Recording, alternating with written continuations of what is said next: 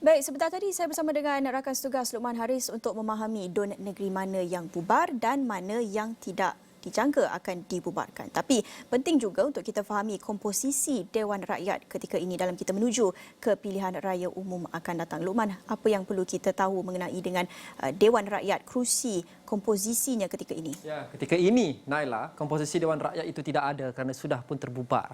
Tetapi setakat kali terakhir ia berdiri sebelum pembubaran pada jam kira-kira 3.15 petang tadi, inilah rupa bentuk Dewan Rakyat yang terakhir. Parlimen Malaysia ke-14 susulan PRU14 yang kita adakan pada tahun 2018 yang dahulu. Setakat 1 Oktober 2022, beginilah keadaan, beginilah komposisinya. Sudah tentu 222 kerusi parlimen akan dipertandingkan, kecuali 2 yang masih lagi kosong sekarang ini juga akan dipertandingkan. Kosong di sini adalah Batu Sapi dan juga Greek. Sudah tentu itu selepas penyandangnya meninggal dunia. Dan sudah tentu ia berbalik kepada permainan angka, the numbers game. Perlumbaan ke 112 kerusi untuk mendapat majoriti mudah. Kebelakangan ini, ramai pemerhati dan juga penganalisis menjangkakan tidak akan ada satu kumpulan, satu gagasan yang akan berjaya memperoleh angka ini. 112 kerusi, tidak seperti pilihan raya umum terakhir yang kita laksanakan pada tahun 2012. Mengapa? Ini sebabnya. Kalau kita lihat komposisi terakhir dalam Dewan Rakyat setakat 1 Oktober lepas, kerajaan ada majoriti tipis 116 kerusi. Antara yang terbesar adalah Barisan Nasional. Sudah tentu parti komponennya UMNO, MCA, MIC dan sebagainya. Dan kemudian Perikatan Nasional 39 kerusi. Dan ini adalah 2 blok utama yang membentuk kerajaan pasca pertukaran kerajaan sekitar Februari ataupun Mac tahun 2020. Mereka juga disokong oleh GPS 19 kerusi. Sekarang ini kita lihat gugusan mana yang sanggup bergabung dengan kumpulan mana untuk mencukupkan kerusi 112. Terlampau banyak permutationsnya, terlalu banyak perkiraan ataupun kemungkinan. Tapi kita tekankan ataupun kita keutarakan beberapa senario yang mungkin kita saksikan. Kalau kita lihat sebagai contoh, BN sudah bertegas mereka tidak mahu bekerjasama dengan Perikatan Nasional 39 kerusi yang mempunyai 17 kerusi PAS dan selebihnya adalah Bersatu.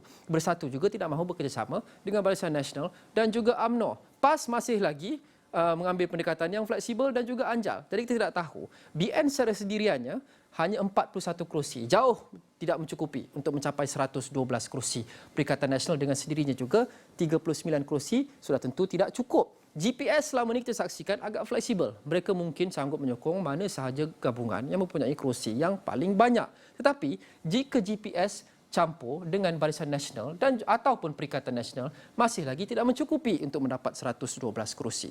GRS selepas kemenangan mereka di Sabah, Gabungan Rakyat Sabah, susulan PRN Sabah pada September tahun 2020 hanya mempunyai 8 kerusi, bebas 3 kerusi. Dan kita lihat beberapa pergerakan sejak itu, muda ada 1 kerusi dalam bentuk YB Said Saddiq. BN ini satu di sini adalah Tengku Razali, ahli Parlimen Gua Musang yang meminta untuk diletakkan di blok bebas. Jadi beliau tidak dimasukkan ke dalam BN ini 41 kerusi.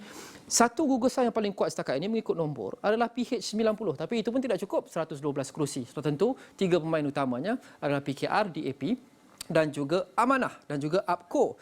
Jadi mungkin apa yang kita jangkakan selepas PRU15 adalah sama seperti yang disaksikan sejak 2 atau 3 tahun yang lepas. Tidak ada satu gugusan yang cukup kuat untuk memperoleh kemenangan dengan sendirinya. Walaupun puak seperti UMNO yakin mereka boleh bergerak solo. Tapi apa permainan catur yang mereka akan buat dalam tempoh seminggu 2 ini sebelum penamaan calon, sebelum hari mengundi untuk cukupkan kerusi, apa bentuk kerjasama yang kita akan lihat untuk memikat pengundi kerana tidak ada satu pun yang cukup. Kerajaan 116, pembangkang 104. Permainan politik Malaysia, Naila, sudah tentu lebih dinamik daripada yang pernah kita saksikan dalam sejarah negara. Dan kami di Astro Awani akan sentiasa membawakan anda yang terkini bermula malam ini.